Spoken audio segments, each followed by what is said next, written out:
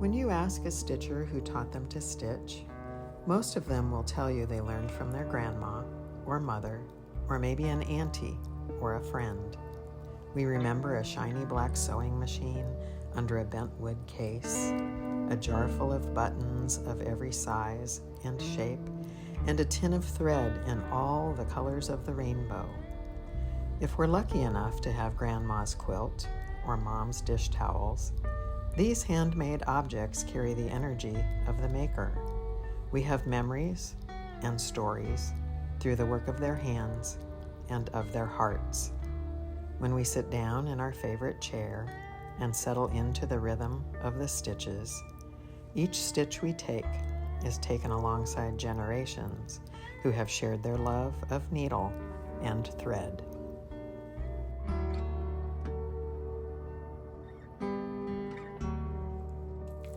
Let's get around here and say hi to our FlossTube friends. Can you say hi, Archie? Hi to everybody out in FlossTube land. Archie says hi. I say hi. My name's Jackie. Archie. This is comfort stitching. How's everybody doing? Today is Saturday. Let me look at my notes. March 15th, 2025. And this is my channel all about cross stitch and sometimes other things that I'm working on or like to do. And if you've been here before, thank you for coming back. If today is your first time visiting me, thank you for giving me a try. And one of the great things about FlossTube, one of the many great things about FlossTube, is that there are so many people who are sitting down in front of the camera sharing all that they're doing in their love of cross stitch. So if I'm not for you or somebody else is not for you, there's going to be somebody else that might just be. So I encourage you to stick around, listen to what I have to say. I hope you'll enjoy the things that I share. And well, let's just get going. So since I saw you last, about 3 weeks ago, seems like a whole lifetime has occurred in that time. We have had the spring forward here in the United States where I am. I live in Northwest Missouri, and that spring forward time change always just kind of kicks me in the hiney. I'm much more of a fallback person. My body biorhythms just prefer that time. So it takes me a little bit of an adjustment. And I would have to say I'm probably still adjusting to it, to be honest. Just hard to catch up because I always look at my clock and think, oh, it's just really only, whatever the time is an hour ago rather than what the clock says now. It's like, I want my hour back. And I know everybody loves the extra hour of daylight that is now in the evening. I would just hope at some point somebody in their infinite wisdom just lets us stay at one time so we can all adjust and just be in that time. That'd be great. That would be great. And yeah, it's already started to be spring in Missouri with the kind of volatile weather that we can sometimes have. There was an amazingly volatile storm that went through here last night. High winds all day yesterday, some rain, kicked up some fires. I was on a Zoom call with some friends last night, one of whom lives in Oklahoma, and there were major fires around her. And in fact, she and her husband were prepared to evacuate. So there's already that going on. And I know after the storm passed through here and went east, tornadoes got stirred up. So that's just spring in the Midwest. So we just pray for everybody's safety. And I know trees came down, but hopefully no lives were lost in that. So anyway, spring. And everything we love about it too. The grass is starting to get green. Shoots of early flowers are starting to come up. I do love the spring, so I'm looking forward to seeing all of the spring flowers and everything else, all the good stuff that goes along with spring. So I want to thank you all who reached out to me after my last episode. I just love all of the comments, and I know I say that every time, but it's true every time. But there were some just beautiful ones after the last video when I shared kind of a tribute to Jean Lee, who passed away in late January. And so there are just some beautiful remembrances that you guys shared of your friendships and encounters with Jean, and I loved reading those. So thank you for sharing those.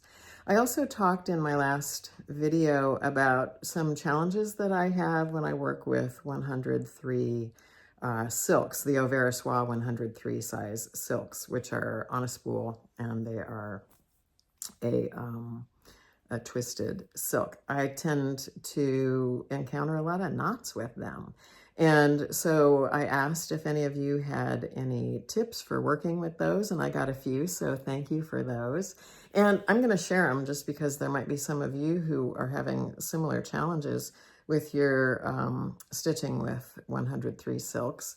So someone, of course, said, do you condition your thread? Do you use wax or thread conditioner?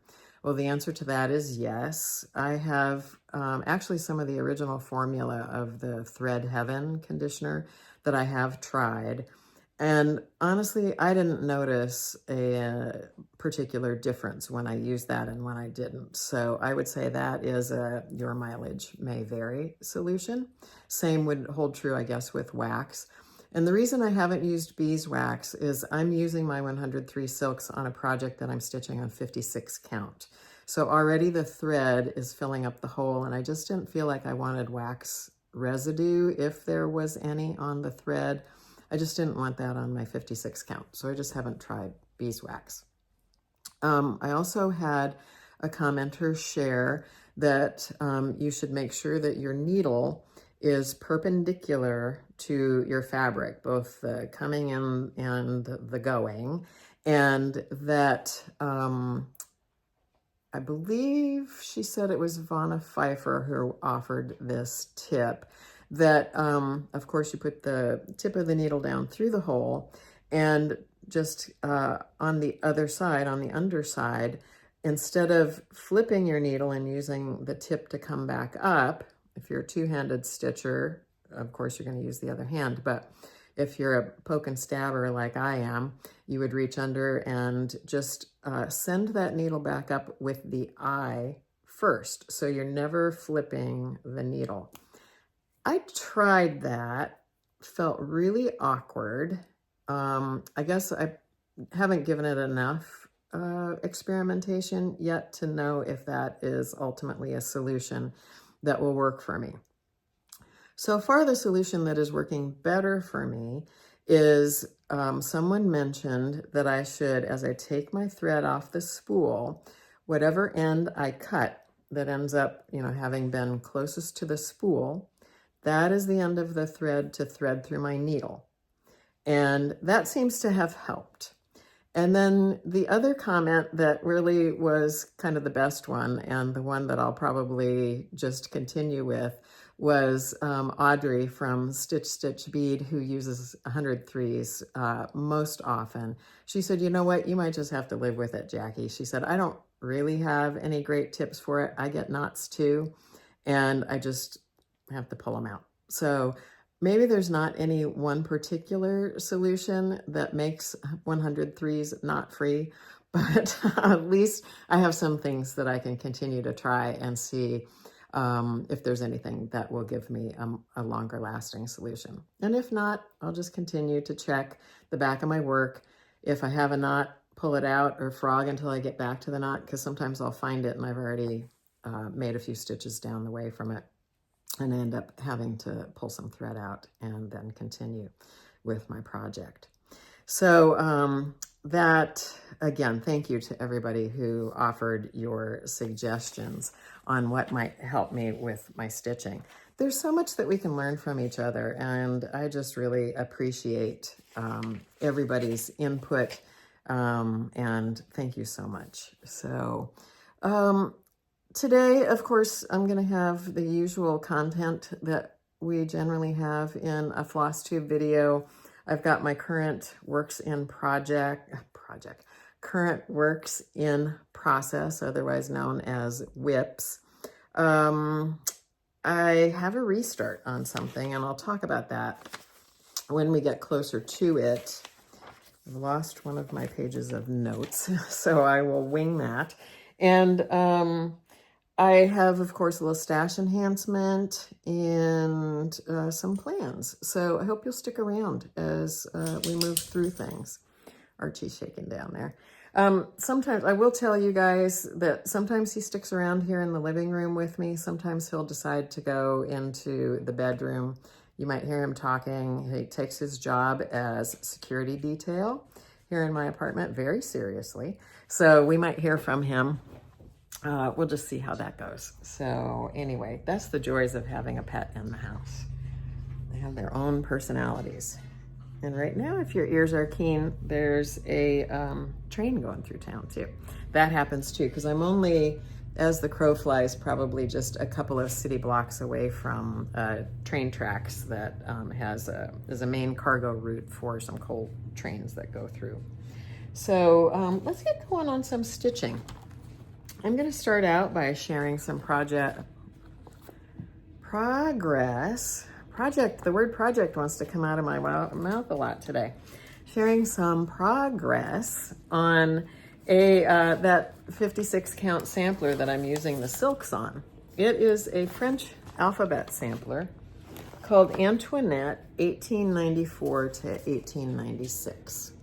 This is a photograph of the sampler.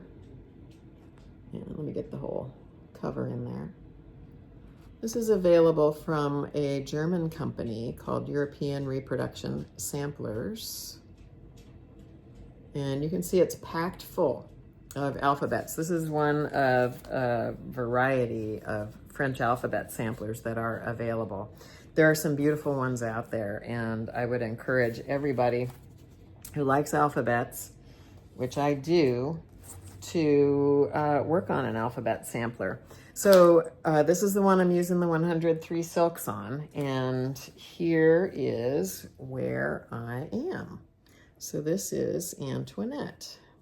Now, I'm not going to apologize for not ironing. If you've been here before, I'm not an ironer until I finish my project. So anyway, here's where I am. And I haven't, unfortunately, had a lot of opportunity to work on Antoinette since I saw you last. But what I have done, I'm going to fold her up so she's a little more manageable. I have gotten this garland finished up here at the top and filled in just oftentimes what I'll do with my length of thread is just do one leg of a cross and just go down, and then I'll come back with another length and finish that. So I did that, and then I have put in the letter V. Now I remember when I put in the U and showed the U to you, I was saying it sort of looks like a V, but when we get the V in, you'll notice that it truly is a U. So now I've got that in, and you can see the V. Soon I will have this large alphabet done, and the Z is right there. And in this alphabet, you're going to know, I'm just going to tell you now, there is not a W in here. I've just got a Y and an X to put in. I don't know why this one doesn't include the W. Maybe they assume or would recommend that you would make a W out of two V's. I'm not sure, but there is not a charted V on this one. So just going to pre-warn you, I'm not going to have a W there. I do appreciate if you, and I will tell you that if ever I'm showing anything and you see something that looks like a mistake, please do point it out, because hopefully we'll catch it in time that I could correct it. There was something else in here. I don't quite remember. There was something that happened down in this cursive alphabet here that somebody wondered if I had forgotten something, but no, I'm following the chart right now. I don't have any mistakes or unintentional personalizations are not in here yet. So this is Antoinette from European Reproduction Samplers. And I always put in my show notes, I always put links to where you can get this one, because like I said, it's a German company that puts this out. So I like to offer up the link if anybody is interested in working this one. You can get it there. So this is being worked on 56 count fabric. The color is Shrekie's Tan by Needle Bling Designs. And I'm using 103 silk. This is a spool of 103 silk if you've never seen it before. And let me get it upright. The color is, they're numbered. These spools are numbered. This is number 664. And so far, I'm now in my third spool. I finished 2 full spools, and I'm now in my third spool of silk. I have several more because I really did not have a clue how to estimate how many of these I needed. I started out, I think, having 3 or 4 total, and I've now added a few more just in case.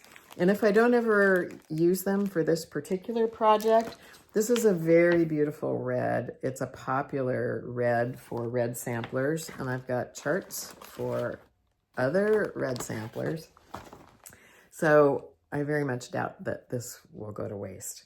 And if I don't use it, I might share it with somebody too. So you never know how that goes. My sister has, I have 2 sisters, one that stitches more than the other one does, and she's starting to get into 103 silks quite a bit too, so I can always share with her. In fact, we had a text conversation one night. She said, take a picture of all the different reds that you have and send them to me so I can see what they are. Now, of course, in pictures, they're not going to be accurate, but it's better than nothing. So anyway, that was Antoinette. So let's move on to the next project that I worked on. I'm starting to need my glasses here. And I will apologize for the light today. It's a very cloudy day. I've got my blinds open, and I like the light that's coming in the window here, but I do have artificial light here in the room as well, just to give me a little more, and I know it can create a shadow. So we're just going to have to deal with it because I really wanted to film today with this light the way it is. As a cloudy day is actually better as it's not casting a lot of shadows from the exterior. So anyway, back to some stitching. The next one is a stitch along, or commonly known as SAL if you're new to cross stitching. This is a stitch along that I'm doing with a group, a Facebook group that I belong to called Stitch Across the Pond, or no, wait, Across the Pond Stitch and Chat. And it's an international group started by a gal named Angie, who is here in the States. She has a channel called The Tiny House Stitcher, and her friend Marie, who is in Wales. And Marie has a channel called Stitches and Diamonds. Marie also hand dyes linen under the name of Swan Bay Fabrics. So anyway, those 2 ladies started this Facebook group. I think it's been maybe a year and a half, going on nearly 2 years ago. Short amount of time, but we've got a really big group of folks now who are participating in the group. And we do a monthly Zoom call, which is wonderful to get to chat with people from all around the world. And we, at the beginning of the year, started our first stitch along together. And we're doing a la-di-da chart called One Stitch at a Time. And this is that chart. Now, I know there are people who are stitching this who are not part of the group or not really following the stitch along, but they had the chart in their stash and just decided to stitch it because a lot of other folks are. But Sarah of Sew Me Sarah, the channel Sew Me Sarah, and Sarah's in Northern Ireland. She is kind of the leader of this stitch along, and she has broken it down into assignments, monthly assignments. And so the first 2, January and February, I have complete. I have not started my March assignment yet. I've got the 2 easiest ones done, I think, which were just the top 2 lines of the verse. So let me show you what I've got for one stitch at a time. So one stitch at a time.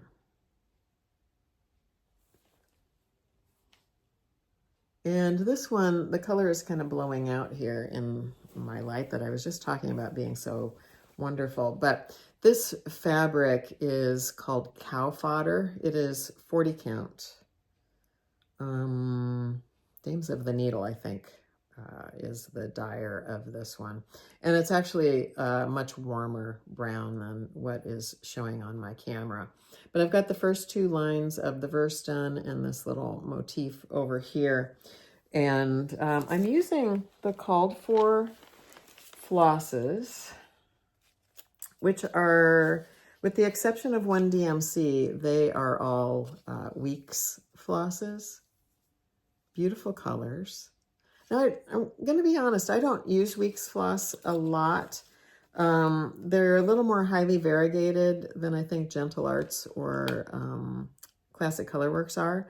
But I'm going with mostly the original recipe here, as my friend Heidi from Whips and Kits would say. And some folks already are finished with this or are stitching ahead.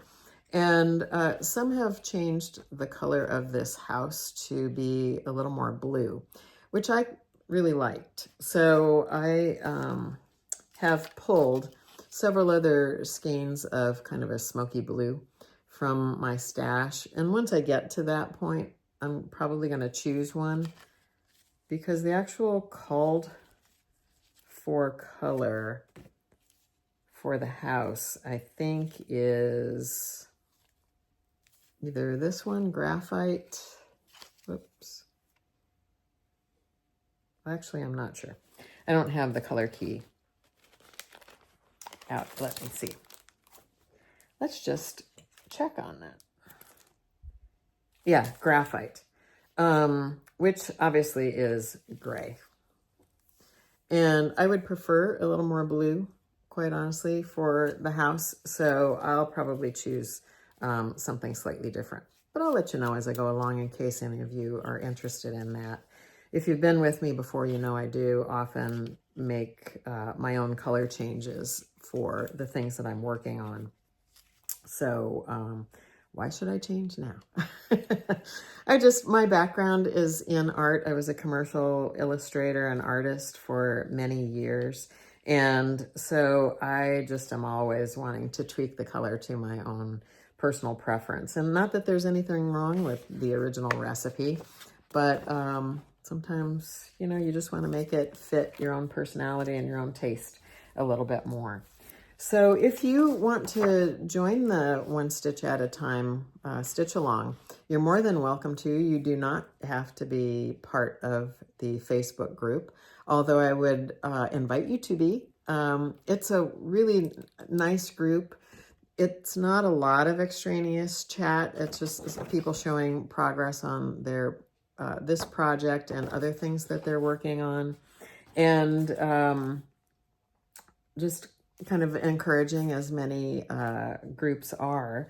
But if you are interested at all in participating in the monthly Zoom chats, you do need to be a member of that group, because the invitation, or the announcement, I guess I should say, for the Zoom chat is always posted in the group. And the chat takes place, I may have said, on the the second Saturday of every month. And usually the week that second Saturday happens, on the Monday of that week, one of the moderators, either Angie or Marie, will post the announcement that the virtual tickets, they're free, but they still have to have a way of registering people. They'll announce that the tickets are available, and they do have to limit the Zoom chat to 50 people. So it's first come, first serve, but it's just the way to make the Zoom experience a little more inclusive for everybody. So everyone might have the opportunity to share what they're working on. If there's anything that they have going on that they want to talk about, you have the opportunity to do that. It's just a nice group of people, but they do want to limit the participation so that everybody has the opportunity to share. So anyway, I'll put information about that in the description box below too. The Across the Pond Stitch and Chat Stitch Along. Next, I worked on a Quaker sampler that I started on December 31st. It would have been a New Year's start, but I was traveling on New Year's Day, so I started on December 31st. And I had never done a Quaker sampler before. I have, for those of you who don't know, I have just come back to stitching since 2023 when I saw my first FlossTube and and realized how dramatically cross stitch had changed since I had done cross stitch in the late 80s and very early 90s. And so when I saw that floss tube in early 2023, and I thought, oh my gosh, cross stitching is so interesting and just so completely different than it used to be. There's so much available in the way of fabric and linen and choices of charts and all of that. So much going on with cross stitch that I just was drawn back into it. And I'm mostly a sampler stitcher, but as you've already seen, I do some different things other than samplers, and you'll see more as we go through what I've got today. But I did start to notice, you start to see different categories of samplers or designs, or you learn designers and so forth. And a Quaker sampler started really standing out to me. And Quaker, specifically a Quaker medallion sampler. If you were here last time, I started talking about the different types of Quaker samplers that there are, different styles of Quaker samplers, of which there are about 5 categories of those. And so what I started was a Quaker medallion sampler, and it is called the Beatrix Potter sampler. And that one, the cover of the chart looks like this. It's by a company called Stitchy Box. Now, Stitchy Box did not release this sampler originally. It was by someone else who has since closed shop, but Stitchy Box bought the rights to reprint this sampler. So this one, while it's labeled the Beatrix Potter sampler, it was apparently part of the Beatrix Potter collection of samplers. She was a proponent of the needle arts, but Beatrix Potter did not stitch this. As I said, I started it on December 31st, and I've just got some of the top done here. Try and turn that. I am working in all just a family of golds. I've just pulled my own stash for this. I just pulled things that were in the kind of heirloom gold family. And I've got a variety of types of floss here too. I've got a Dinky Dyes Silk, DMC, overdyes, Gentle Arts Classic. I don't have a Classic Colorworks. I do have a Weeks, and I have a Color and Cotton one pulled. I must not have had a Classic Colorworks that I thought fit the bill here. Or if it did, maybe I already had something pulled that was like it. I'm surprised that I didn't pull a Classic Colorworks. I might have to review my stash. But anyway, that's what I'm using. I'm just pulling different ones as I work on the motifs. And that's what I've got so far. I'm working this on 46 count fabric, which so far you've seen me show you a 40 count. The one stitch at a time was on 40 count. Antoinette was on 56 count. Now I've got 46 count. This one is by Seraphim, and it is called Moon Shadow. And it is a very pale cream in real life.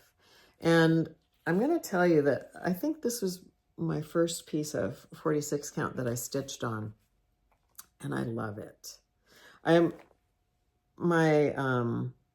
My comfort or place that I started, I guess I'll say, was with 40 count. I just jumped right into 40 count after I saw those first floss tubes, people were talking about 40 count linen. And that's what I got first. So I jumped in with 40 count right away. And then, of course, you hear people talking about 56 count. And so I thought, well, I'm going to try 56 count. I do like stitching on the 56. But the 46 count, for some reason, has become my favorite. I like how overdyed floss looks on it, one strand, fills up the holes well, and you get this nice little raised X that kind of looks like a shiny bead almost. I really, really like it. And so I've got another project coming up that I'll show you in my plans that is on 46 as well. But I'm going to start to build a little more stash of 46 count. We've got plenty of 40 count fabric now to choose from, but 46 is really becoming a favorite. So that's what I'm doing that on. And I want to show you too another Quaker chart that I found on the secondary market on eBay, because I got some interesting history that came with this one. This one is called L. Haworth. You can see that it actually bears quite a bit of resemblance to that Beatrix Potter one. But I really was drawn to that little spot of color that was added to this one, that red that was put into that. So L. Haworth, 1815, and this one is actually noted to be an Ackworth sampler. So there's some history about this, giving it some provenance that would link it back to the Ackworth School, which was one of two major Quaker schools. And I don't think this chart is available anymore. Like I said, I got it on the secondary market. I found it on eBay. And it came with some printed history. And I just thought I might read you a little bit from this page because it has some history on the Ackworth School. So if you're at all interested, I hope you'll give it a listen. So Lucy Haworth was admitted to the Ackworth School in 1813, and she departed in 1815. So she was there for 2 years. L was the initial for Lucy. Lucy Haworth is found as an Ackworth scholar in the book List of Ackworth Scholars 1779 to 1879 that was published by the Centenary Committee from the Ackworth School and reprinted by Whitney Antiques. Lucy was a student, I guess they had numbers at Ackworth. She was student number 3522, and she was from Marsden, England. Marsden is a small village at the head of the Colne Valley in West Yorkshire. It's about 8 miles west of Huddersfield and lies in the hilly moorland and pastures of the South Pennines, which I think, if I'm not mistaken, is a mountainous area or mountain chain. Two of the most prestigious Quaker schools that are open today, Ackworth School, located in Ackworth, West Yorkshire, England, and the Westtown School, located in Westtown, Pennsylvania. Ackworth was established in 1779 and Westtown in 1799. John Fothergill, a London physician, was the founder of Ackworth School. He was a prominent member of the Society of Friends, who are commonly known as Quakers, and a leading member of the medical profession. In 1777, the decision was taken to establish schools for children of modest means. It is recorded in the minutes of that meeting. The London Yearly Meeting seemed prepared to take action, for a minute was passed to this effect: it being the judgment of this yearly meeting that encouragement for boarding schools suitable for the education of children whose parents are not in affluence will be advantageous. The consideration of a plan proper to this purpose is referred to the meeting of sufferings, to be laid before the meeting next year, to which friends in the country are desired to give their attention and assistance. It was the plight of the children whose parents were not in affluence, which mainly concerned this meeting. Being a person of action, Dr. Fothergill had knowledge that there were buildings for sale, which were previously known as the Foundling Hospital, a hospital for abandoned and orphaned children, at Ackworth in Yorkshire. This hospital had been a branch of the London Foundling Hospital, which was founded by Captain Coram. Dr. Fothergill reported the matter to meeting for sufferings, and after many years of negotiations, the land and buildings were purchased for the sum of £7,000 sterling. The ultimate governing body of the school was, and still is, the London Yearly Meeting of the Society of Friends. The main purpose of the school and the type of education to be offered were clearly laid down in the yearly meeting minutes of 1778. Quote, "It is proposed that the principles we profess be diligently inculcated and due care taken to preserve the children from bad habits and immoral conduct, that the English language, writing, and arithmetic be carefully taught to both sexes, that the girls also be instructed in housewifery and useful needlework." And so that's the end of this page. I'm going to stop there. And so useful needlework. The minutes here saying that that was an important part of the type of curriculum that they wanted to provide to the students, useful needlework. So that would probably be the origin of what we have now, having been developed over years as the beginnings of the what has come to be known as Quaker samplers. On the other side of this particular piece that I was just reading you from shows the bill of fare for their cafeteria or dining hall that was kept and preserved in the archives. It's dated for 1799. It shows the menu: milk porridge poured on bread, suet pudding, meat soup, battered puddings, beef or mutton, meat soup, bread and cheese. Sounds interesting. But if maybe your family didn't have much in the way of means to be able to provide good meals, good food, nutritious food, that was probably a feast when the kids got there. So anyway, that's just a little history on the Ackworth School for you that came with this chart, L. Haworth. And if you want to look for this, this was reproduced by Darlene Laura. I know Darlene. Darlene, hi. This is from the marking sampler, and I'm looking for a copyright. I just realized, Darlene, oh my gosh, that's so cool. I met Darlene at Sampler Symposium, and so I don't know, maybe she has this available. I'll have to find out. I don't see a copyright readily available on this. If I find it, I'll put it in the show notes, and I'll give some information on this one, so you'll be able to look it up. But that's my little bit of history on Quaker samplers for you this week, or this month. I'm trying to do some research on Quaker samplers because I think many of us know the medallions that you commonly see on a Quaker, and you know immediately they're of Quaker origin, but where did they come from? Why are they this way? And that's what I'm going to explore next time, is about the medallions. I'm finding just a little bit of information about it, so hopefully I'll be able to discover some more to share with you next time. But that is my progress on the Beatrix Potter sampler by Stitchy Box. So there is that one.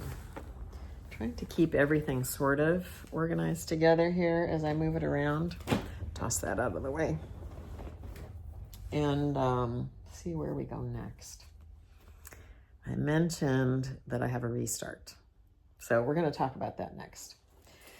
The last few videos, in the comments, people have asked me, or said, commented, you have not shown us your progress on Julia Rachel de la Mare lately. Are you still working on her? What's going on with Julia? Tell me about your progress on Julia. So let's talk about Julia. I have a restart. And so, and like most things I do, I am a process stitcher. I'll just put that out there. If you haven't been here before, if you have, you already know that about me. I really enjoy the process of stitching. And I mean the whole process. Choosing the linen, choosing the floss, actually taking one stitch, stitch, stitch, stitch. That's a process. There's a mindfulness aspect to stitching that just appeals to me. I've been a yoga teacher in the past. I have a meditation practice, or used to. My meditation practice now is stitching. And so seeing the finished project hanging on my wall, while being a wonderful benefit of this hobby, for me, the whole process of creating, from the first choosing to first stitches to the end, I enjoy it all. And so Julia Rachel de la Mare, I wasn't enjoying. And I wanted to be enjoying, but I wasn't. And so I had to have a little talk with myself to find out why. And so first of all, let me show you the chart for this. This is a sampler from Cross Stitch Antiques. Julia was from the island of Guernsey, which is between England and France. And this chart is not yet available to the general public. It should be by I believe the autumn of 2025.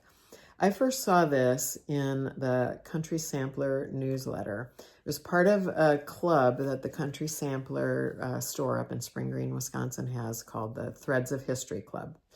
And I long ago signed up for the Country Sampler newsletter. It comes in my inbox, email inbox, I think, I don't know if it's every week or every other week, but they were showing this. And immediately I thought, oh my gosh, I have to have that. I mean, why not? It's beautiful. It's beautiful. And they did have some kits available, that just extra ones. And so I ordered it from them, and it came. And I decided that I was going to start this sampler as a birthday start. And my birthday was at the end of September of 2024. I had to think, what year are we in? 2024, September 2024 is when I started this. And I worked on it for a few days. I got the border in. Let me show you that. So this was where I got to with Julia and where I stopped. And I put her down. Not to be picked up again in this form, other than to look at her and show you today. So, as I said, people had been asking me, where's Julia? Come on, where's Julia? Why aren't you working on her? Why aren't you showing her to us? And so a couple of things happened.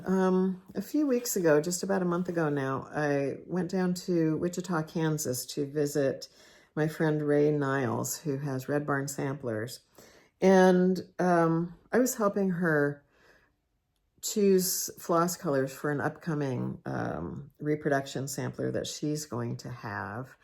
And as we were looking for floss colors, she was pulling in linen colors, actually. She was pulling out a lot of her kits that she has been given or acquired over the years. And she had Julia. And her Julia, she's a member of the Threads of History Club. So she got Julia with a different fabric in it than what was provided to me, and I think probably those of us who bought it outside of the club. And the called for fabric is a Mason linen, which is a hard brand of linen to come by. I don't know that's quite as hard as Lakeside to get, but it's right up there. And it's called for a Mason linen called Button Box Medium Dark. And Ray had that. And I saw it and I thought, wow, that is a beautiful linen. It's not what I got.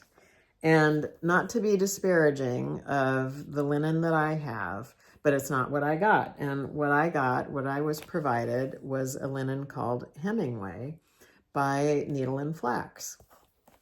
Needle and Flax is great linen. A lot of people love Needle and Flax linen. Needle and Flax linen is used in a lot of designs as for models.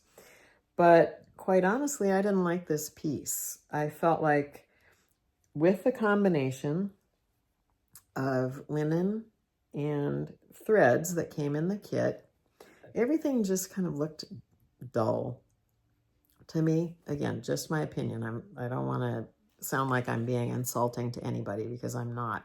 And but that's the conversation I was having with myself. What was it that was preventing me from working on this?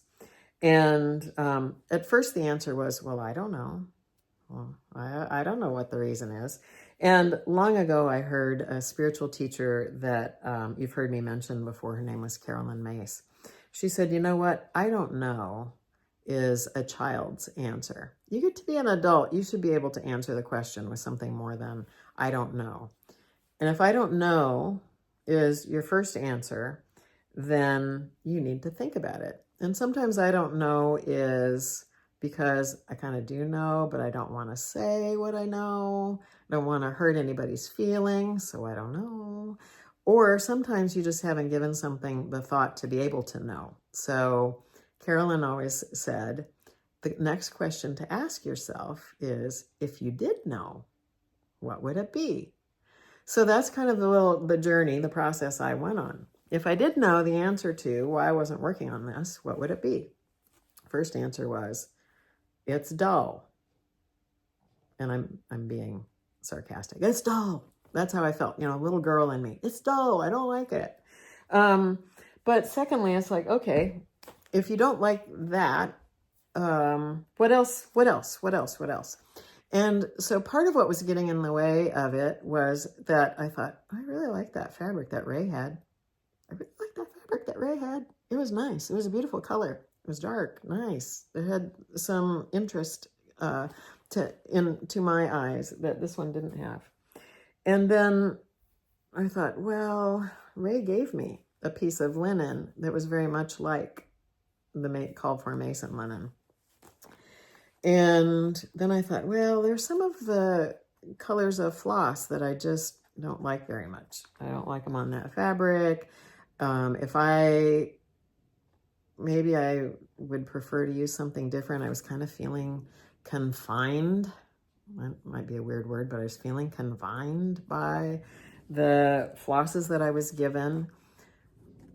So there's a theme developing here, which I was given fabric. I'm not given, I bought a kit. That's what I mean. It came with the kit. This was the fabric that was provided. Floss was provided, and the chart was provided. I respect each of the individual entities. The designer, I know Kathleen. I respect her as a designer. Love this. There was a mistake in the chart too that was found out and provided afterwards. So, after I stitched, the mistake was discovered. So I was a little peeved about that. I even ripped out a lot of stitches and restitched to get it back the way it should be. But I was still kind of peeved. So I respect Kathleen. I like Kathleen. Hi, Kathleen. The country sampler. I mean, everybody loves the country sampler in spring green. If they put this kit together, everybody loves a country sampler kit. At least that's what they say. I love a country sampler kit. And then we love us some needle and flax linen. So I have respect for all of these entities, but the result I was starting to see I didn't like. So that's what I got to, what was preventing me from making progress on Julia. So I decided, as Brenda sometimes does, I'm not going to do that. I'm done with that piece. Brenda will just often toss something off in the back. I'm not working on that anymore. And I restarted Julia Rachel de la Mare on the piece of linen that Ray gave me. It was labeled as a special or limited edition, I think, Mason linen. Yes, limited edition Mason linen. This was a 40 count, and that's all that is labeled as, limited edition, 40 count, because it was, I think Ray told me that it was a misdye. They were trying to achieve a color and it didn't come up, and they weren't going to try and match this. So Ray received it as a limited edition. And since she couldn't use it for any of her charts as a recommended linen, she had it. She knew I wanted to try Mason linen and gave it to me. Not with Julia in mind, but Ray gave me this piece of linen. But with Julia in mind, I decided to use this and restart. So, with that said, on February 25th, I restarted Julia Rachel de la Mare. And let me show you what I've done. Here she is. So I nearly have most of what I had before done. Now this linen is not showing up in its actual color here on screen. It looks very gray. It is a beautiful, almost, it's got a little green in it. It's got some warmth to it. I want to say almost tobacco-like. And I pulled some floss because it's I've never seen anybody hold this up on screen. Let me see if I get it back here. That's showing in the shadow there a little closer to its actual color. But I've never seen anybody hold this linen up and get an accurate representation of what it looks like. It's dark, but it's not. It's a beautiful brown. And I pulled some DMC. My clothespin off of there is clipping this all together. And there's not even a DMC color that's at all close to it. I had to pull some that are similar. I pulled 611. That's closest. But it's dark, 612. It's somewhere in between. But then those two don't have the warmth that this piece that I have has. So I had to pull 3045 to even get some warmth. And I know I just got done telling you that this is a limited edition piece that you can't get, but it truly is very close to the button box medium dark linen that is available. Because Ray had that one, we had this one. I put them next to each other. They're very close. That's why I'm taking the trouble to show you. So that's my restart on Julia. And that's not the end of the story. Let me get this up here and show you the flowers, because I'm also doing my own color conversion. I mentioned that I was feeling confined by the flosses that I was given.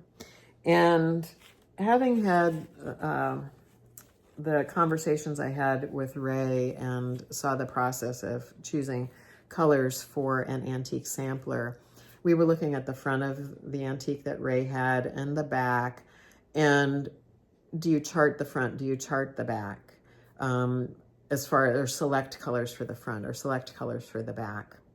And if any of you are familiar with the chart Jesse Challenor by Hands Across the Sea that a lot of folks are doing right now, Nicola Parkman charted that one and gave you the colors for each, because the front was beautiful, the back was beautiful in its own way. And so Nicola provided both color conversions. So it's hard to decide do you select colors from the front or the back? What I was helping Ray do, we were kind of doing, I think, a nice combination of both. And then when you're using variegated floss, you're going to have dye lot shifts. So you have to provide, or she provides, and I think others do, a DMC conversion. Some people provide a silk conversion. Some people provide also a hand or over-dyed floss conversion. And when Ray and I were talking about that, she said, but dye lots change so much that I'm not sure I want to give an over-dyed conversion. But I think in this day, you know, people love their over-dyed flosses as well. And you kind of get the variegation that's in those over-dyeds help you get the aged look for your reproduction sampler. So it's a long-winded way of telling you that I'm like I said, doing a conversion, but I'm basing it off the threads that were provided in the kit. And this is a lot more than those because I'm adding a lot to them. This particular sampler, you can find a photograph of the antique on the internet. I see it regularly on Pinterest boards when I get summations from Pinterest of things that might interest me. I see this come up regularly. If you want to Google it, just use the Google search terms Guernsey sampler or Channel Islands sampler, and you will come up with a picture of the antique of this when it was sold at auction. So what I'm doing is I have that saved on my phone, and I'm looking at that as I'm working on this sampler. Then I'm pulling the suggested colors, and then I'm changing some colors. So it's too many to tell you right now. If anybody's interested, I will happily share them. But I've already, up in these flowers, made some changes. And I think some of it is dye lot shifts as well. Kathleen even said on some notes that came with this chart, one floss that she used, Brown Bear. Classic Colorworks, maybe? No, Gentle Arts, Brown Bear. That dye lot had shifted enough that when she suggested it, it was right, but where it is today, she was recommending a DMC floss instead. And they're very different. So Brown Bear, if you buy a skein today, looks different than the color recommended. So with that said, I have the kit here, floss from the kit here. I have an extensive stash of over-dyed floss. And even at that, I didn't have everything I needed. So last weekend, a friend and I went out to Quilter Station in Lee's Summit, Missouri, which I guess I would say is my local needlework shop. It's over an hour away from me, but a lot of you don't even have one that close. So we went, a friend and I, last week, and I got some additions to my stash because there were just some colors that I was seeing in the antique that I didn't have in my stash and that I felt I needed in order to satisfy my taste. Again, this is all about me, wanting to make this sampler in a way that appealed to me. Look at the beautiful colors. And so I've restarted Julia Rachel de la Mare. I'll be working on her more. I worked on her for nearly 2 of the weeks in the time that we have seen each other. That's showing up really good right now, that color. Again, it's darker than that, but it's showing up kind of good right now. And I'm enjoying her a lot again. And I'm enjoying the process of switching the colors. I've realized that that's part of what I really like about cross-stitching.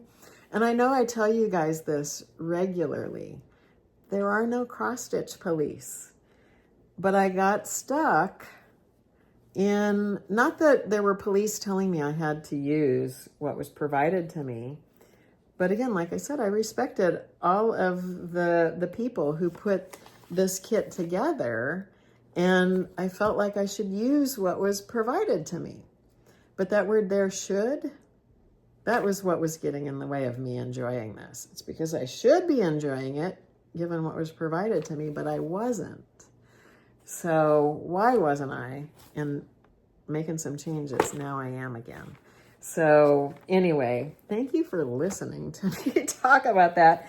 But I like to share my process. That's part of what I like to do with my floss tubes. Maybe that's a little different from some other folks who just talk about what they're doing, what they're making, and moving on from that. But the process is really important to me. And given the fact that I've only been stitching again since 2023, this is the first time I've encountered this kind of a block to enjoying and working on something. And coincidentally, right after, about a week ago or so, I watched an episode of the Curious Crafters, Anna and Carolyn, who I would recommend their channel if you don't watch them. But in their episode 66, they were doing a whip parade, and they were taking the opportunity of going through their whips and really deciding, am I liking this anymore? Do I not like this anymore? Am I working on it or not? And if not, why? So they were kind of, excuse my itchy nose, kind of going through the same process with their projects that I had been through with mine, and deciding what whips they wanted to take forward into this year and focus on, and what they might want to either keep or what they might want to not work on anymore. I mean, what I have realized, that my tastes have changed already in the just a couple of years that I've been stitching. What charts I was attracted to when I started and was just getting into this and learning who designers were and learning about cross-stitching, and then the breadth of it that I've been exposed to in the last couple of years, and watching other floss tubers and what they show and what they've already stitched or what they might have on their walls. For those stitchers out there that have been stitching for years and years and years, my tastes have changed. As well, I've already culled through my linen stash that I have acquired, and I know now that there's a lot of linen that I had gotten that I thought I might use that I won't use. So I'm going to do even a destash on my linen. So it's this whole process of restarting Julia has expanded a little bit into the stash that I'm keeping for future projects. And I'll probably do the same with the charts that I have. I know some I got just for reference and information, and some I thought I might stitch, but now I look at them and think, what was I thinking? I probably won't stitch that. So it's just an interesting learning exercise for me. And that's what I love about stitching and the stitching community, is it evolves as we are evolving, and the hobby is evolving, and the designers are evolving. There's so much to learn, and to learn about yourself in the process. So that's my Julia Rachel de la Mare. And this is 40 count. If there was 46, everything just fell on the floor. If there's 46, I probably would have done this on 46, but I'm happy to have this piece of mason linen from Ray. I'm happy to have this huge selection of floss, and I'm happy to be working on this again. So hopefully you'll see more of Julia, and you won't have to ask me, what's going on with Julia? And I should point out too, this beautiful project bag, which now matches Julia even more. This beautiful project bag made for me by Barry of Stitch Folk. So I'm not a project bag aficionado like some folks are, but I do really appreciate the ones that I have. So I want to make sure that I share those with you also. So that's my Julia story. And so that's actually what I've been working on lately. So just those, like I said, I spend a lot of time on Julia the whole choosing of the floss and making the decision to do a conversion on that, I really do have a pretty particular eye when it comes to floss selection. And if the floss is not just right, I'm going to be still looking for another one until I feel like it's just right. And for me, what that means is, how do I know? That's the question I just heard you guys ask. Well, how do you know when it's just right? So I'm looking at the picture, first of all. I'm looking through my stash to see if I have something like the picture or the provided floss or suggested floss if it's on a chart. And then sometimes, and how your floss looks is affected by the fabric you choose, vice versa. That's why people do floss toss when they're choosing fabric, if they're not using the recommended fabric on any chart. And what I end up feeling is a sense of tension in my body, particularly around my stomach. But if it's not right, I'm feeling a bit of tension in my body. There's like a clenching. And so if I'm feeling that way, and it's subtle, it's just something I've learned about myself over my lifetime. It's subtle. But if I'm feeling that there's a little bit of tension, it's like, okay, my color is just not quite right. And then I might choose another one. Maybe it's still not quite right. I'm still feeling the tension. But then I get a different one, and immediately my body inside goes, the tension releases. And then I know I have the right color.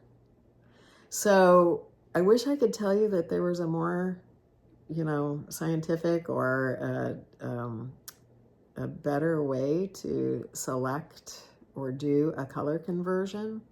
It's wonderful that we have the conversions that you can find on 123 Stitch, where they'll have a DMC to an overdyed or something else, so you know what those are. But if you're making your own conversion, how do you know? And you just have to start deciding, well, what works for you? What looks good to you? What feels good to you? And that's how you know. Okay. So that's that. So let's move on to a little bit of stash enhancement. I mentioned to you that last weekend on Saturday, I was at Quilter Station with a friend of mine. And I was down there with a particular mission. It was twofold. The first was to look for some threads that I knew I didn't have in my stash for the Julia Rachel chart. And then secondly, I was with my friend Jeannie, who is going to make me a tote bag. Now, for my birthday last year, she made me one that's called the Poppins bag. It's available if you look that up, the Poppins bag. It's a really nice little tote bag, and there are different sizes. Jeannie made me, I think it was the little Poppins bag. And it's a wonderful bag, but it's not big enough to hold one of these types of project bags or anything bigger. So I was asking, and I was looking at the Poppins bag available patterns, and there is a larger one, and then there's even an enormous one that's big enough for people to put a sewing machine in. So I asked my friend Jeannie if she would make me the next larger size, and she said yes. So we were on the lookout for some fabric for that at Quilter Station. We found some, but not everything I was looking for. So that is yet to be figured out. But we got some. I don't have it here anymore. I'd show it to you. And then I got my floss, and I got one chart. I should have taken it out of the plastic. I'm sorry I didn't. There. Millie. Is it Millie? Yes, Millie. The cute little elephant animal cracker from Stacy Nash. I haven't stitched any animal crackers yet. I've got a lot of them, but this is just going into my stash because I am going to stitch them. And this brings up Market. Just briefly, I'll talk about Market. I don't do a lot of Market shopping. because I know those charts will be out and available. Yeah, there are a few market exclusives, but the charts that will be released are going to be, most of them, available in the future. And so I've got plenty to stitch on. I don't generally get drawn into the market frenzy. However, I did buy 3 things. I don't have them here yet, but I will be getting one of the other animal crackers from the British series, the rabbit named Harriet, the British hare. And I think she's going to actually be the first one that I stitch. I saw her when my friend Marie from Wales she runs a retreat called Stitch in London. And Harriet was at their retreat last year, and I've been coveting Harriet ever since. And I'm so excited now that Harriet will come out. And maybe I'll pop a picture of Harriet up here. I just think she's so cute, and I'm looking forward to stitching her. And then Shakespeare's Peddler designs are very appealing for me. And by the way, Theresa, Kitten Stitcher, who is Shakespeare's Peddler, she had a new FlossTube out. She was on a FlossTube break. A lot had happened in her life and a big move, and she put out her first one in probably a year. And I saw hers, and it was really nice to see that, Theresa again. And she looked so happy, and the way she was talking about her life and how it has settled now and where she is. She just seemed like she had a lot of joy that she was exuding, so I'm happy for her. And she was showing her market releases, and 2 of them I decided to order. And they're 2 little snippets or fragments from samplers that she got. She had them as small pillows, and again, I'll put one or both of them up here. And I ordered those charts, and I don't have particular plans to start those, but she said there are going to be 2 more, and she's designing them so they're little parts of samplers, like the top right, the top left, the top left, bottom. You know what I mean. Anyway, I think there are going to be 4 of them. So I may just wait and get all 4 and just see if they would be something I could organize on one piece, but make them all 4 separate, or if they really need to be separate individual little stitchings. But that's what I got. So really, an animal cracker and those 2 Shakespeare's Peddler charts are the only thing that I got from market. I know I'm seeing a lot of fun market haul from a lot of people, and eventually I'll probably add a few more things to my stash, but that's what I got now. I'm looking forward to receiving those. And as well, I received an order for some linen from Hobby House and number 12 Stitch Co. So I mentioned that I'm looking to expand my 46 count stash, and I ordered some pieces particularly for a chart, but then to add to my stash. And in my last video, I talked about a Shakespeare's Peddler chart, actually. It's a Quaker chart called Ragamuffin too. I'm just going to show it to you here. And I want to do it on 46 because it will fit on a fat quarter. Otherwise, I would have to have a fat half to fit this on if I went to 40 count. And since I've decided I really like 46 count and would like to build my stash, I started looking for a few pieces. So the first one that I want to show you that I got is a Cedar River linen called Pyrite. This one I pulled a couple of DMC flosses that it's sort of similar to.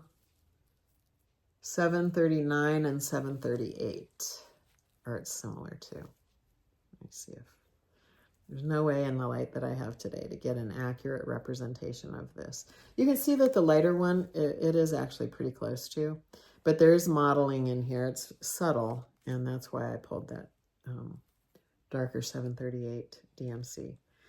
I don't think this is what I'll use for Ragamuffin, but I do really like this color, so I'm sure I will find use for that.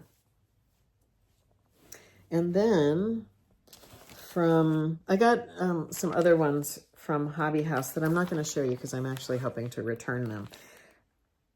The unfortunate thing about hand-dyed linen is that it's hard to photograph. It's hard to show you. It's hard to photograph on a website. And I ordered a couple of other ones from Hobby House, and when I got them, they're not like what I saw on the website, and I just really couldn't see myself keeping them or using them in my stash. I'm hoping they're going to let me return them. If not, I'll destash them. But I just know that the colors are such that I really don't like them. So, and I hate to say that, but I just don't. So I'm not going to bother to show you. But I have a couple of pieces from number 12 Stitch Co., who is an Australian linen dyer that I first learned about from Brenda and Laura. She sells on Etsy, and I got a couple of 46 count pieces from her. The first one that I will show you is called Old Lace. Now this one, when I pulled it out, I thought, wow, that's very close to the pyrite. They're not. Pyrite is a lot lighter. But they do have some similar qualities in real life. Old Lace, the closest I could find, and this is a pretty good match actually, is DMC 613. Showing up a little darker on the camera, but in real life, that is pretty close. It's a tan that has a bit of green to it, khaki-ish. Lightly modeled, beautiful hand to these linens. I really like the way this feels. So this is 40 count Old Lace. And then this other one from number 12 Stitch Co. that I got is called Atelier. And this is a gorgeous piece of fabric. And I know, like I said, oh, it is kind of showing. The modeling is more distinct, and it's more distinct in real life, but there's no way I could pull DMCs to show you this because it has a little bit of purpley pink. It has a little bit of yellow in it. It is just a gorgeous piece of linen. I wish I could accurately show you how beautiful this is.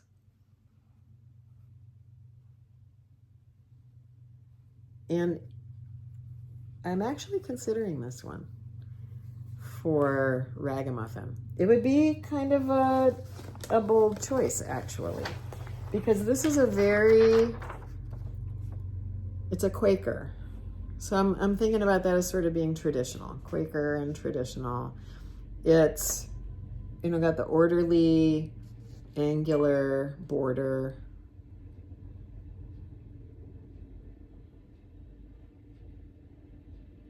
This one is a style of Quaker that has some different motifs, floral and birds in it. So it's not quite as orderly and geometric as the medallion style.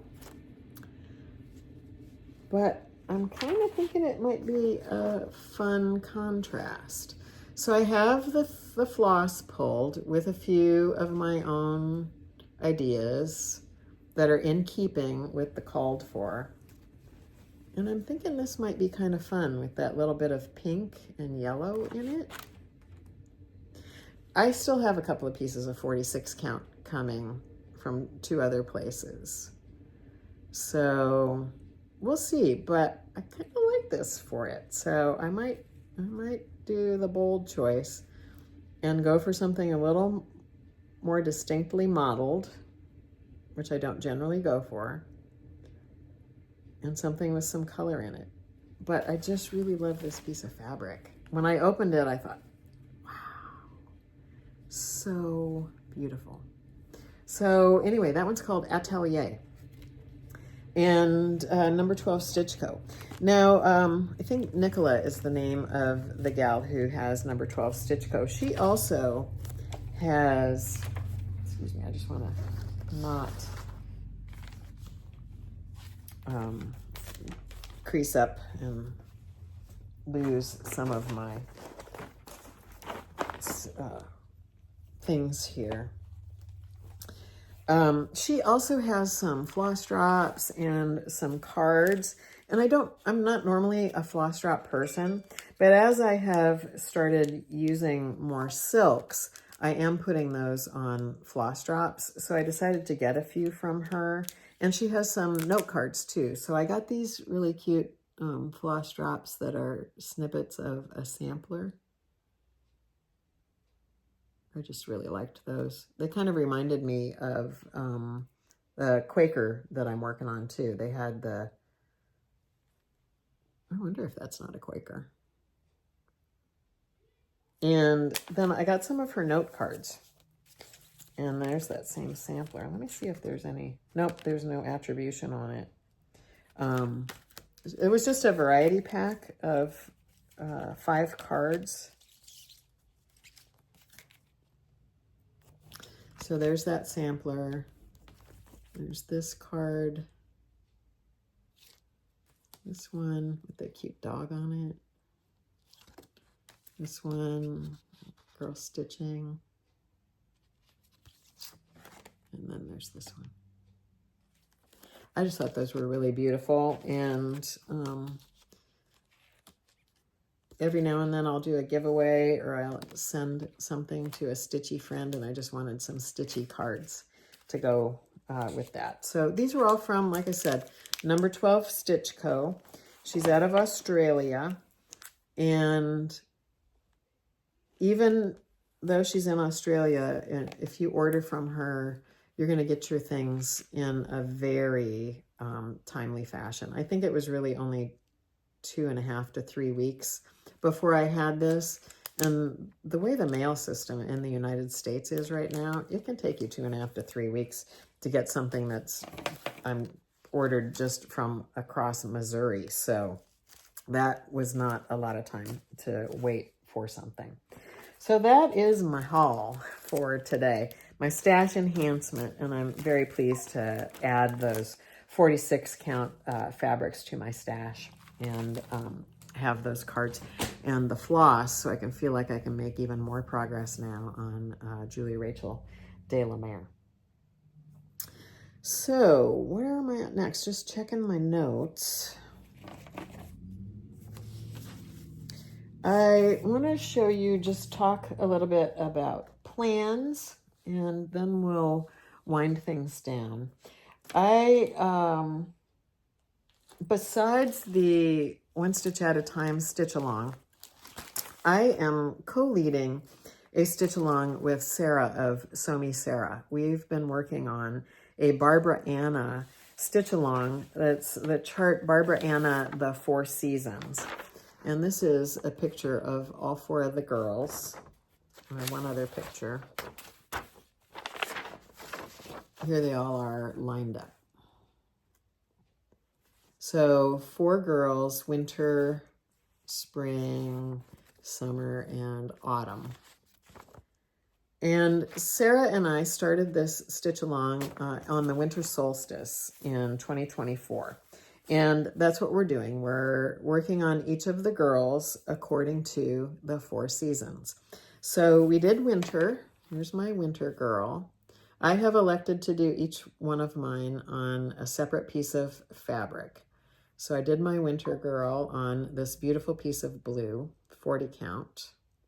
And this one is Sapphire by Fiber on a Whim. So since I had started it on a colored piece of fabric, or started my Stitch Along on a colored piece of fabric, as I'm thinking about where do I go next, because the spring or the vernal equinox is coming, this coming week, actually. It is March 20th. We will be starting the Spring Girl. That is the girl here at the bottom that has all of that pink. So I was trying to decide what color I was going to do her on, and I had a lot of different fabrics pulled, and I ended up with this piece of kind of a light buttery yellow. And this is a piece of fabric that was given to me by my friend Marie, who has Swan Bay Fabrics. And this color is called Mary's Sampler. And it's big enough. It's just a small little, I don't know, 1/8 of a yard maybe. Marie just gave that to me. She gave me a selection of fabrics, but that was one of them. I just thought that was a pretty color for spring. Now, I had another light blue I was considering. I had another yellow I was considering. But since I already did blue, and there's so much blue in that girl, I thought I would go with yellow as a good contrast. And here are the called for DMCs. Look how colorful. Oh my gosh, aren't they gorgeous? I love all of those colors. And I think they'll look good on this yellow. Blown out a little bit. There's a little more to it than what you're seeing. To the fabric, I mean, as far as color goes. And so we will be starting the Spring Girl on March 20th, Thursday. And I hope you'll join us. Sarah and I have a hashtag for this. It's hashtag BA, the number 4 seasons, SAL. Run that down here. BA 4 seasons, Sal. Now I know, and we have that if you want to show your progress on Instagram. But we recommend that you also, if you want to share with us so we can make sure that we see it, that you'll tag us. So Sarah is at Somi Sarah on Instagram, and I am at Jax444 on Instagram. Again, I also put that information in my show notes. This chart, if you want to join us, if you're seeing it for the first time or have now decided, yeah, I want to do that too. I've been thinking about it. I want to jump on board, is available through Barbara Anna's Instagram page, through her Ko-fi shop, and you get there off her Instagram page. And I'll link that also. So that is coming up just this week. I'll be starting to stitch on that. And I hope you'll join us. Looking forward to see. We had a lot of beautiful winter girl stitches that some people also did theirs on different colors fabrics. The called for fabric, I think, was just like a natural flax colored linen. And I stitch on 40 count, so I'm stitching on 40 count. You stitch on what you like. I'll stitch on what I like. I'm keeping this in a Penny and Tunny bag with some fancy ladies on. I love this bag. And Sarah and I call those our Barbara Anna girls, are our fancy ladies, because neither of us are Mirabilia stitchers or the lavender and lace, all those fancy ladies. It's not my jam, but I like a Barbara Anna, and I think they're a style of fancy ladies with their fancy dresses and all of the neat things that happen in the dresses or in the hair in some of Barbara Anna's charts. I really like the way Barbara Anna designs. So I have got that going on. Just looking at what I had piled up here. I had a couple of other things, but I think I'll just wait because they're not critical things to show you. It was just if I was running short, which I guess I never do. I always have a lot to talk about. I just had a couple of other things pulled if I felt like I didn't have enough content today. It's a weird thing to think about. Do I have enough to share? I guess it shouldn't matter if I have enough. I have what I have, and that's what I have to share. But I have a couple of fun things I want to tell you about before we wind down. I got notification on Friday that my Bridget Powers sampler is framed. She's done. And she's still in Wichita at the framer that I took her to. And Ray Niles is picking her up for me. And then eventually she'll make her way back here to Missouri. And if not before, she'll come in April, because I want to invite you to come stitch with me. Now, I first did Come Stitch With Me as an experiment back in October. I have told you before that where I live in Weston, there's an amazing shop here in Weston called Floraligium. And it's a shop that has threads, yarns, all sorts of things for inspiration for a needle worker. Now the shop doesn't carry cross-stitch specific things, but if you want to be inspired and see a beautiful store, Florilegium is your place. And I even did a little store tour that if you go back into my videos, you can watch that. I think it's just like 5 or 6 minutes long. But if you've been to Florilegium before, you know it's a lovely, lovely store. And I'm friends with the owner, Gretchen. And so last October, I did a Stitch with me, and I just put out an invitation on my Instagram, come and stitch with me. And really, I was hoping to get a more local stitch group going, because in the Kansas City area, as far as I know, there are not a lot of stitchy meetups. There's one that the Quilter Station has a couple of times a month. And I know there's one at a place over in Lawrence, Kansas. But there's nothing in the greater Kansas City metro area. We often refer to things north of the Missouri River or north of the river or south of the river. And as far as I know, there's no stitchy meetups north of the river. So my thought process was I wanted to start something for the stitchers north of the river. And so I just came up with this, come stitch with me, and put it out on my Instagram. I have a few Instagram followers and channel followers from the Kansas City area, but so far it's not a cultivated stitchy group. But the people who came had a fantastic time. And there was one lady from Weston, where I live. There was a gal that I work with came. Somebody came down from Omaha. Somebody came up from Oklahoma. I had a sister and sister-in-law. One lived in Iowa, one lived in South Missouri. They came together and met here. And there were some who obviously, like I said, came from the Kansas City area. And everybody had a fantastic time and said, when will we do this again? We got to do this again. And so I have scheduled, we're going to do this again on April 12th. At Florilegium. It's a Saturday afternoon from 1 to 5. Everyone is invited. I'm not going to tell you, you can or can't come. If you want to come, if you want to travel here from a distance away, Weston is a great day trip, weekend destination, and it's beautiful in the spring. Weston is a little town of 1,500 people. We've got some really interesting and unique shopping, couple of wineries, a brewery, great barbecue, bed and breakfast, a boutique hotel. Leavenworth, Kansas is nearby with hotel rooms. Platte City, Missouri is nearby with more hotel rooms. So if anybody wants to come, come. I'd love it. I already know I've got somebody coming down from Iowa, somebody coming from Wisconsin, and up from, Ray is coming up from Wichita. I hope, bringing Bridget, at least if I don't get her before. And so anyway, I just want to invite you to come and stitch with me. And I hope you can enjoy Florilegium and an afternoon get together. Refreshments will be provided. And it's just an opportunity to come together with other stitchers. So far, I've got a list of maybe 10 to a dozen people who have said, yeah, I want to be there. I want to be there. I'm coming.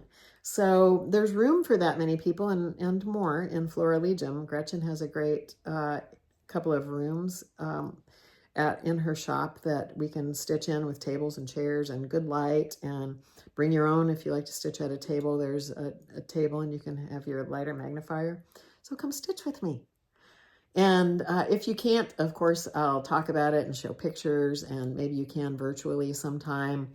I've thought about if we put up somebody's computer with a Zoom option, maybe that's down the road. But anyway, I hope you'll come.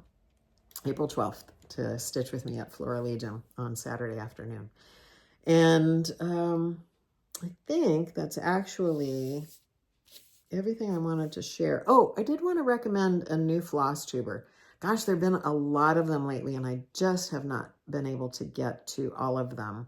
But one gal I want to recommend to you, her name on Instagram and FlossTube is Susan X Stitches. She lives in Spring Green, Wisconsin. I got to meet her on one of the Across the Pond Stitch-in chats. Lovely lady. She has felt inspired to start her own channel, and she does a lot of really nice kind of samplers and other projects. I think you would like her. And I think she has some good content. I just would recommend Susan X Stitches to you. And the other usuals that I watch are, of course, Brenda and Laura, my friend Sarah, Sarah, and another Sarah, Sarah's Stitchy Spot. I never miss them. Karen Combs, don't miss her. Audrey, Stitch, Stitch, Bead, I don't miss her. Carol, Saltback Stitcher, Pam and Steph, Kim, Contented Needleworker. I mean, there are just a lot of them that I watch, and I had a hard time keeping up with everybody lately, but they're all ones that I would recommend, and I think you would enjoy. And I'll try and get a more comprehensive list together again, because there's so many entering the group that you are never at a loss for interesting FlossTube cross-stitch content to watch. So with that, I have come to the end of the cross-stitchy content. I usually try and end my videos with either kind of a mindfulness practice or a poem or a little bit of meditation. Today I just have a quote. There's a lot going on in the world that's pretty crazy right now, all around the world. A lot of it could put us in a state of fear, so I would recommend some grounding practice. I have a grounding meditation. Some of you have done that one. That's also available on my channel. But there's a lot of, I'll just say, rhetoric out there that is kind of meant to divide us and keep us separate. And there's just, it's just hard to sift through the things that we're being exposed to right now. So I just found this little quote, finding it challenging to introduce it, but I'm just gonna, I think it's good too, this quote, as I'm reading it again here before I share it with you. As we're in this new season, we've just had a full moon. That's kind of volatile energy that goes with it. We're in a new season where things are starting to grow and burst into new life. It's a great time also for that to be happening within us. Maybe you're feeling like you're wanting to spring clean. You're wanting to go through your charts or go through your stash, de-stash a few things, or just you've got a lot of inspiration because of everything you've seen at market. It's just a great time. There's like stuff just waiting to happen. So there's just a little 3-line quote here that I want to read to you from a man named William Arthur Ward. And it says, learn and grow all you can. Serve and befriend all you can. Enrich and inspire all you can. Is a great mantra for life.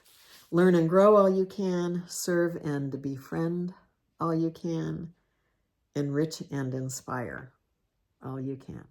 So with that, thank you so much for being here with me today and for spending time with me. I really do appreciate every one of you and all that you share with me. I feel like I get so much back from this conversation that we have this way. I know it might seem weird sitting here in front of a camera feeling like there's a conversation, but I really do. And I look forward to all of the comments and the things that you share with me. So thank you so much. I look forward to seeing you soon. And maybe some of you I'll be able to see in person in April at Flora Legion. So thank you, everyone. Namaste.